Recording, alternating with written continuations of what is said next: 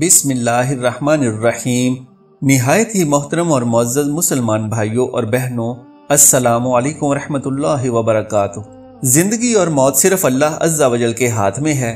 کسی ذی روح کو اس کی موت کے بارے میں خبر نہیں دی گئی سوائے اللہ کے نبیوں اور برگزیدہ بندوں کو، لیکن یہ ایک ایسی حقیقت ہے جس سے انکار ممکن ہی نہیں۔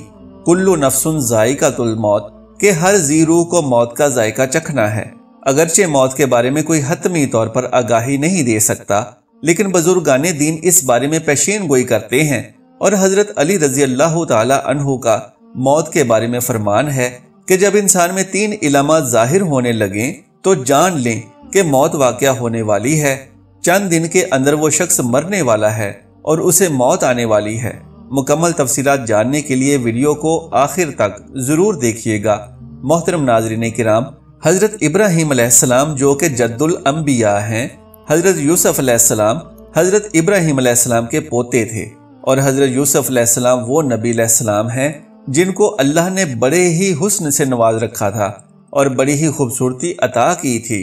اتنی خوبصورتی کہ مصر کی شہزادیوں نے جب دیکھا تو انہوں نے اپنی انگلیاں ہی کاٹ ڈالیں، انہیں پتہ تک نہیں چلا، اور وہ حضرت یوسف علیہ السلام کے حسن میں اس طرح مگن ہو گئیں۔ ان کی نظر حضرت یوسف علیہ السلام پر تھی اور انہوں نے سیب اور چھری پکڑی ہوئی تھی۔ سیب کی جگہ پر وہ اپنے ہاتھ کاٹتی رہیں، انگلیاں کاٹتی رہیں، اور انہیں پتہ تک نہ چلا۔ حضرت یوسف علیہ السلام اس قدر خوبصورت تھے۔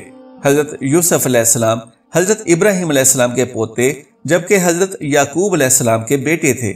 حضرت یعقوب علیہ السلام جو کہ اللہ کے برگزیدہ نبی تھے، اور حضرت یعقوب علیہ السلام کی موت کے فرشتے یعنی حضرت اسرائیل علیہ السلام سے گہری دوستی تھی۔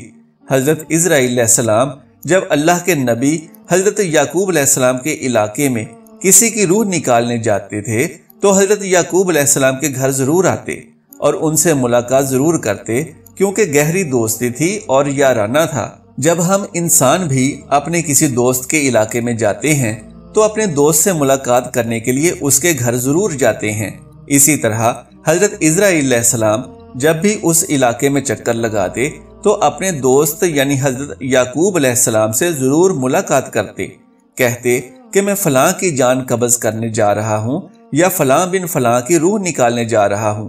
بہت گہری دوستی تھی، تو حضرت یعقوب علیہ السلام نے ملک الموت سے فرمائش کر رکھی تھی کہ اے میرے دوست، جب تم میری روح نکالنے آؤ گے یعنی مجھے اس دنیا سے پردہ دینے کے لیے آؤ گے تو مجھ سے وعدہ کرو کہ تم مجھے ضرور بتا کر آؤ گے۔ موت کے فرشتے نے اپنے دوست یعنی حضرت یعقوب علیہ السلام سے حامی بھر لی کہ جب بھی آپ کی روح نکالنے آؤں گا تو پہلے آپ کو اس بات سے باخبر کر دوں گا۔ دونوں دوستوں کے مابین یہ بات طے ہو گئی۔ حضرت یعقوب علیہ السلام کی زندگی کے دن گزرتے گئے، چلنے پھرنے کی سکت ختم ہوتی گئی، کھانے پینے کی لذت ختم ہوتی گئی، یعنی زبان کا ذائقہ ختم ہوتا گیا۔ اللہ کے نبی کی کمر ٹیڑھی ہو گئی اور آپ جھک گئے۔ رزق کا جو دانہ پانی تھا وہ بھی ختم ہو گیا اور موت کا وقت قریب آ گیا۔ اسی دن ملک الموت حضرت یعقوب علیہ السلام کے گھر داخل ہوئے۔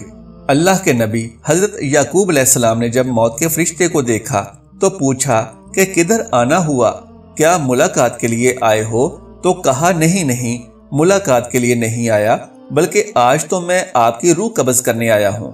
تب حضرت یعقوب علیہ السلام نے کہا کہ اے میرے دوست، ہمارے درمیان یہ بات طے ہوئی تھی کہ جب تم میری روح نکالنے آنا تو مجھے پہلے بتا کر آنا، لیکن تم نے مجھے بتایا تک نہیں۔ آپ نے میرے ساتھ یہ وعدہ کیا تھا کہ میں آنے سے پہلے بتاؤں گا، تو آپ کو اپنا وعدہ پورا کرنا چاہیے تھا۔ تب ملک الموت حضرت اسرائیل علیہ السلام نے عرض کیا کہ اے اللہ کے نبی، آپ کے ساتھ میری گہری دوستی ہے، اور یہ کیسے ہو سکتا ہے کہ میں آپ کے ساتھ کیا ہوا اپنا وعدہ بھول جاؤں اور آپ کو نہ بتاؤں؟ اے اللہ کے نبی اور میرے پیارے دوست، میں نے آپ کو 1 بار نہیں 2 بار نہیں بلکہ پورے 7 بار بتایا کہ میں آپ کی روح قبض کرنے کے لیے آنے والا ہوں۔ پورے 7 بار آپ کو مطلع کرنے کے بعد ہی آپ کے پاس آیا ہوں۔ حضرت یعقوب علیہ السلام حیران ہوئے اور پوچھا کہ وہ کیسے؟ تو ملک الموت نے عرض کیا، اے اللہ کے نبی، کیا آپ کو یاد ہے کہ آپ کے علاقے میں نے فلاں بن فلاں کی روح نکالی تھی اور اس بوڑھے انسان کی موت کے بعد اس کی تدفین بھی آپ نے ہی اپنے ہاتھوں سے کی تھی؟ یعقوب علیہ السلام نے کہا کہ جی ہاں مجھے یاد ہے۔ تو ملک الموت نے مزید کہا کہ آپ ہی کے علاقے میں میں نے فلاں بن فلاں ایک بچے کی روح بھی نکالی تھی، کیا آپ کو اس کے بارے میں بھی یاد ہے؟ حضرت یعقوب علیہ السلام نے فرمایا کہ مجھے اچھی طرح سے یاد ہے۔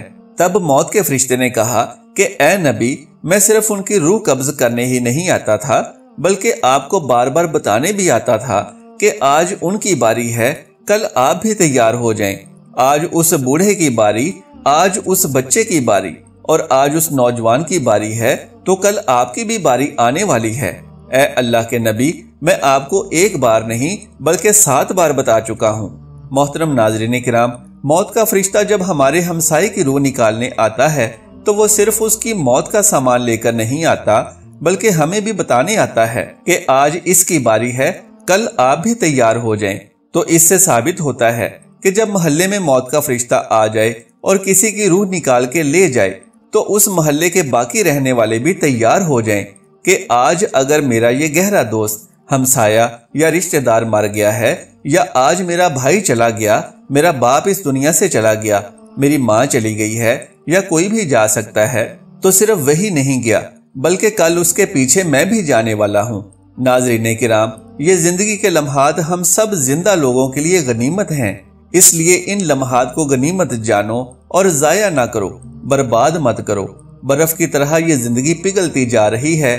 ایک شخص کسی بازار سے گزرا تو اس نے دیکھا کہ ایک شخص برف بیچ رہا ہے، رو رو کے کہہ رہا ہے کہ اے دنیا والوں، میری برف پگھلتی جا رہی ہے، اسے مجھ سے خرید لو۔ میرا مال اس طرح برف کی صورت میں قطرہ قطرہ کر کے پگھلتا جا رہا ہے۔ میں ایک ایسا شخص ہوں جس کا مال پگھلتا چلا جا رہا ہے، میری برف قطرہ قطرہ کر کے پانی بنتی چلی جا رہی ہے۔ تمہیں خدا کا واسطہ ہے مجھ سے یہ برف خرید لو، کیونکہ اگر میری یہ برف ایسے ہی پگھلتی رہی تو میرا نقصان ہو جائے گا اور مجھے خسارے کا منہ دیکھنا پڑے گا۔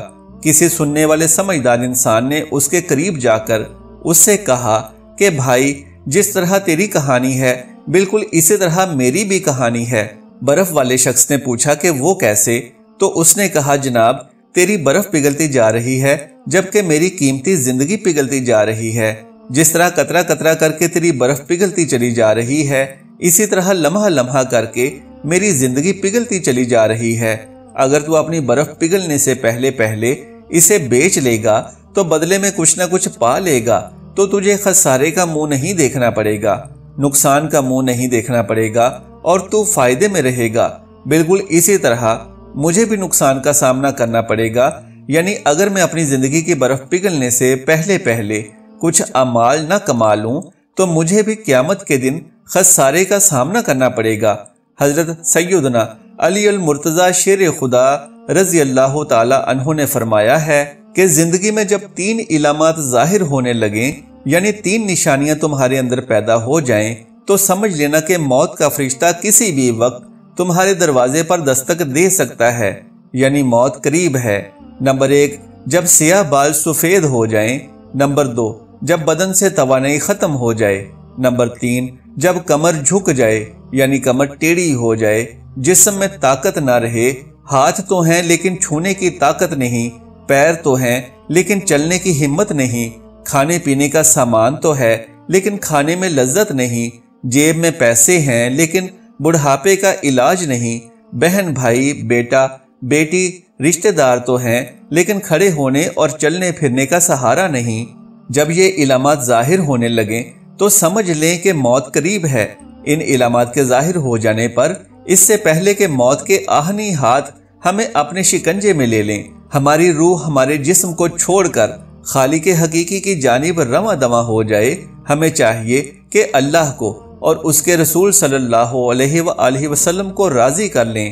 اللہ عز و جل سے دعا ہے کہ ہماری موت کی سختی آسان فرمائے، عالم برزخ کی سختیاں آسان فرمائے، قیامت کے دن کی ہولناکیاں آسان فرمائے اور ہمیں ان لوگوں میں شامل فرمائے جن پر اللہ کے نبی صلی اللہ علیہ وآلہ وسلم کی شفاعت ہو۔ اللہ ہم سب کا حامی و ناصر ہو۔